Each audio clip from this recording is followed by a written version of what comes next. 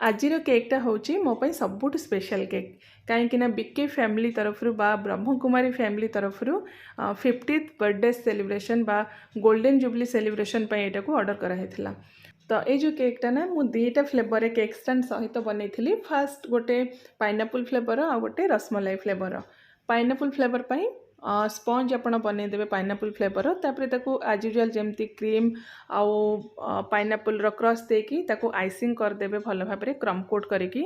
Then rasmalai flavour homemade rasmalai मुझे use करी रसमलाई जो रस बा क्षीर रे स्पंज को सोक करिकी तापर फिलिंग मु बहुत सारा रसमलाई सहित रस को आप चिपुड़ी से रसगुल्ला को आप क्रीम सहित मिक्स करदे तापर फिलिंग रे ताकू देकी से जो केकटा को अगेन आप क्रम कोट करके सेट होगा छाड़देवे।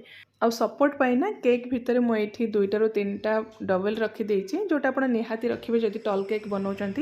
तो पूरा केक को फाइनालाइजिंग करके गोल्डन लेस गोल्डन ड्रिप और गोल्डन फ्लेक्स रे गार्निश कर देछि। पूरा राति केक को मु फ्रिज रे सेट होगा रखी नेक्स्ट डे सकाळे किछि फ्रेश फ्लावर ये गार्निश कर देछि। तो ये जो केकटा ना पाखापाखि 7-8 घंटा नॉर्मल टेम्परेचर रे रही भी बिल्कुल भी खराब हो नाला एते बढ़िया से सेट होता।